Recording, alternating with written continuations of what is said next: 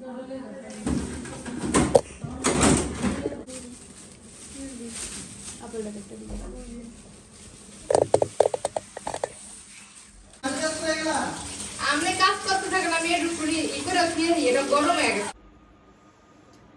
আলাইকুম, আপনারা সবাই কেমন আছেন? আশা করি অনেক ভালো আছেন। যে যেখানে আছেন সুস্থ আছেন, আলহামদুলিল্লাহ। আপনাদের দোয়া ভালোবাসা আমরা অনেক ভালো আছি।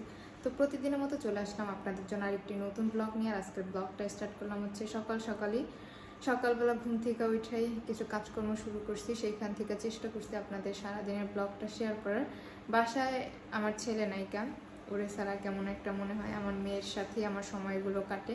আর বাসায় আমার ছেলে থাকলে মানে যেমন ওর সাথে টাইম নষ্ট হয়, তেমন সময়টা খুব ভালো কাটে। কারণ দেখা যায় রান্নাবান্না করতে পারি না, ওর সাথে বসে আমার খেলা করতে হয়। তারপরেও মানে অনেক ভালো সময় কাটে আমার ছেলের সাথে। অনেক বায়না করে, দুষ্টমি করে। তো যাই হোক, আমার মা আজকেও আসছিল। তো এর আগে আমাকে কিছু বাজার করে দিয়ে গেছে। আর মাকে বলছিলাম যে ময়দা লাগবে, তারপর হচ্ছে গরুর মাংস খাওয়ার ইচ্ছা করছিল, এই জন্য মাকে বলছিলাম।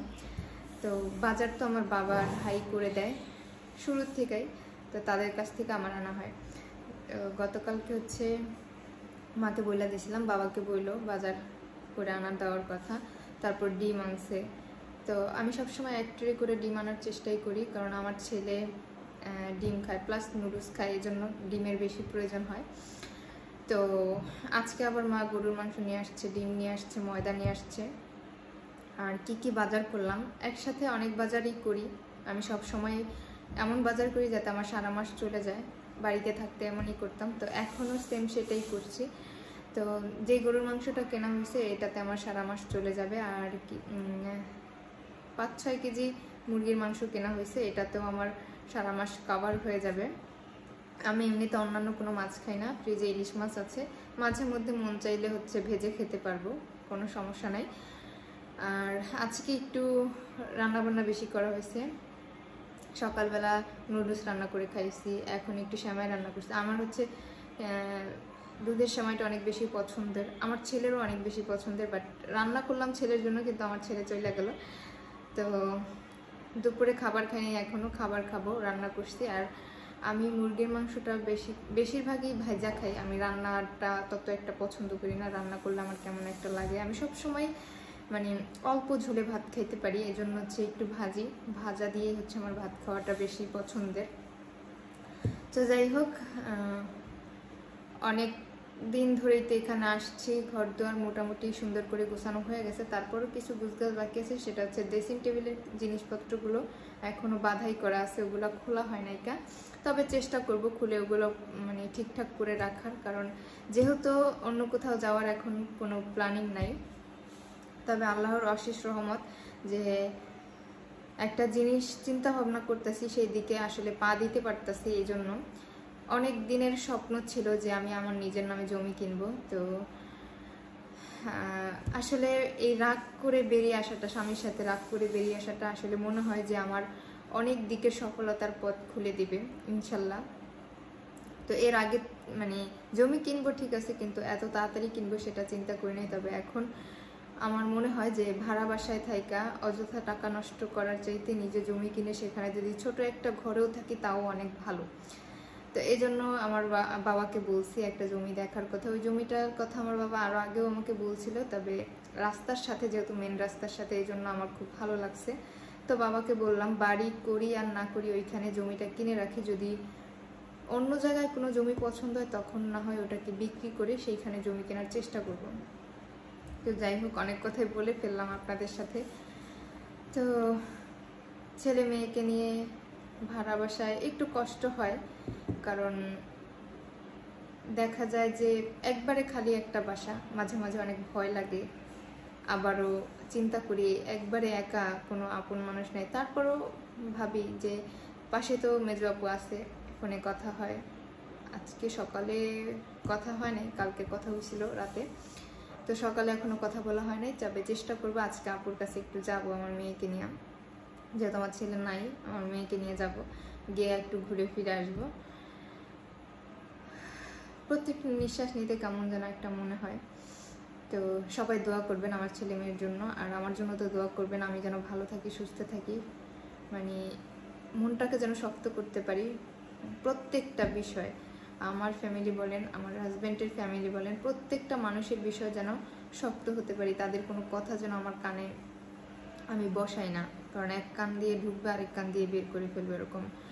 তবে একটা কথা, কেউ যদি আমাকে নিয়ে কোনো বাজে কথা বলে তাকে আমি ছেড়ে কখনোই কথা বলবো না, সে আমার স্বামী হোক না কেন। কারণ আমি আমার হাজব্যান্ড সম্পর্কে ভিডিওতে যে কথাগুলো বলছি লিগেল, আর সে ভালো, খুব ভালো মানুষ, তার মতো ভালো মানুষ এই পৃথিবীতে নাই। সে তার ভাই বোনদের ভালোবাসে, মা বাবাকে ভালোবাসে, তাদের কথায় উঠে বসে, তাদের কথা মানে, খুব ভালো মানুষ। বাট সে আমাকে, আমার সন্তানকে ভালোবাসতে পারে না, আমাদেরকে ওরকম করে টেক কেয়ার করে না, আমাদের দায়িত্ব নিতে পারে না। আর সে যেই কাজগুলো করে আপনাদের বলছি, সে যেই কাজে জড়িয়ে গেছে এই কাজগুলো আমি পছন্দ করি না, যার কারণে আমি সেখান থেকে বেরিয়ে আসছি। তবে সে যদি আমাকে নিয়ে কোনো বাজে কথা বলে কখনো, তখন কিন্তু আমি আবারও তাকে ছেড়ে কথা বলবো না, কারণ আমি তাকে যে কথাগুলো বলছি সেই কথাগুলো 100% সত্যি। এইটুকু ছাড়া আমি তার বিষয়ে কোনো কথাই বলিনি, কারণ আমার সাথে এটুকুই তার খারাপ বিহেভ, আর এটাই আমি আপনাদেরকে বলছি। আর সে যদি আমাকে নিয়ে কোনো ধরনের কোনো কথা বলে তাহলে সেটা আমি কখনো মেনে নেব না, কারণ আমি 4 বছর তার ফ্যামিলিতে বিয়ে হয়েছে, কখনো কারোর সাথে খারাপ আচরণ করি নাই, আর মুখে মুখে তো তর্ক করিই নেই। তবে এখন একটু মনে হয় যে সে আমাকে কেন বলবে, আমি তাকে কেন ছেড়ে কথা বলবো। আমি আমারটা খাই, আমারটা পড়ি, আমার স্বামীর জায়গায় থাকি। অন্য কেউ যদি আমাকে কিছু বলে তাহলে সেটা আমি শুনতে রাজি নই। তো অনেক কথা বলে ফেলছি, সাথে থাকুন, ভিডিওটা দেখতে থাকুন, আশা করতেছি আপনাদের ভালো লাগবে। লাচ্চা সেমাই রান্না করছিলাম, আমি একটু টেস্ট করে দেখছি, এত পরিমাণ মিষ্টি হয়েছে যা বলার মতো না, অনেক বেশি মিষ্টি হয়ে গেছে। দেখেন এখানের অবস্থাটা, ওই যে এই বস্তা, এই চাদরটার ভিতরে হচ্ছে সব মুড়ে রাখছি, এগুলো হচ্ছে বের করে ঠিক করতে হবে, তাইলে হচ্ছে ঠিক হয়ে যাবে। এগুলোর জন্য একটু খারাপ দেখা যাচ্ছে।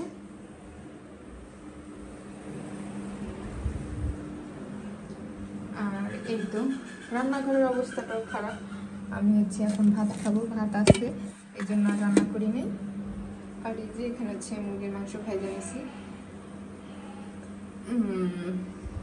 এখানটা একটু পরিষ্কার করতে হবে, যেহেতু মাত্র রান্না বান্না শেষ করলাম। আর এই যে আমার এই পাশটাও ঠিকঠাক করে নিয়েছি, ওই পাশে হচ্ছে সমস্ত জামা কাপড় রোদে দিই, আর এই যে এই পাশটাও ঠিকঠাক করে নিয়েছি, কাজ আর তেমন নাই, কাজ অনেকটাই কমপ্লিট। তো আমার মেয়ে হচ্ছে ঘুমাইছে, এই ফাঁকে আমার উচিত ভাত খেয়ে ফেলা, নয়তো আবারও অনেক বেশি লেট হয়ে যাবে। এখানে কিছু থালা বাসন আছে, এগুলাকে রান্না করে রেখে আসি।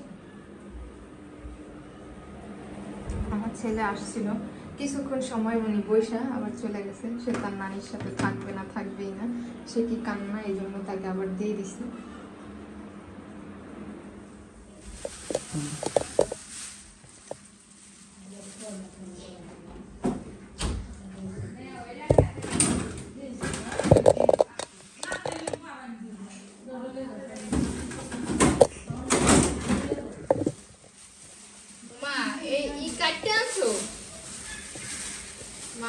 একটা করে লইছি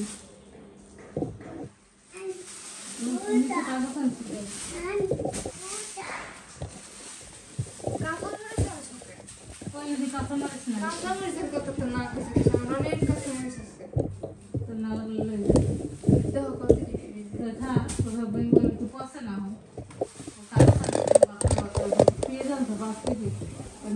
পিস কিন্তু করো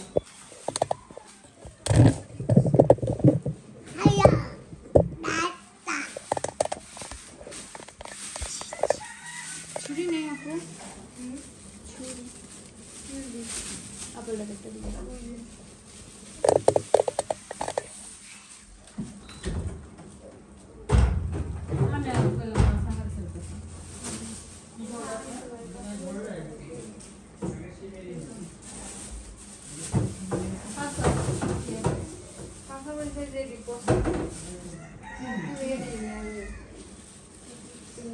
বেশি লাগে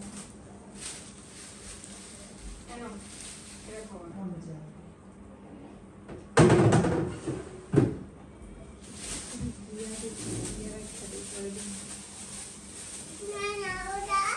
কি না না মালটা দাও দিমা খাও খাও আমার মালটা দাও তোমার কাছে ওই জায়গায় থাকছে। চলে গেল কি এটা আবার এবার ওটা খা এটা খেলো ইস করলো কি ও হলো বহুত খারাপ একটা মাল ওই একটাতে দাও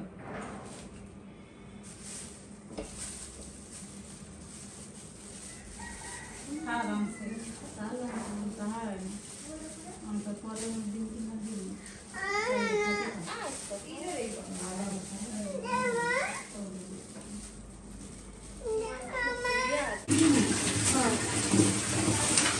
বলে তুমি আরো একটা হ্যাঁ দুধ দিলাম কিনা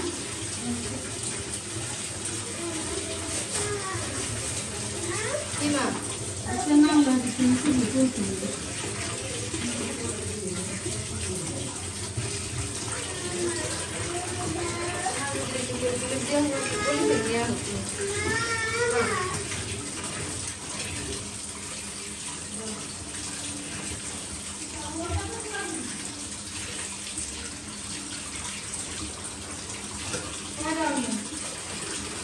কয়টা মুরগি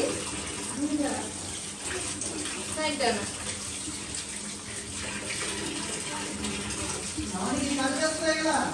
আপনি কাজ করতে থাকেন আমি একটু ফ্রি ই করে খেয়ে এটা গরম হয়ে গেছে হ্যাঁ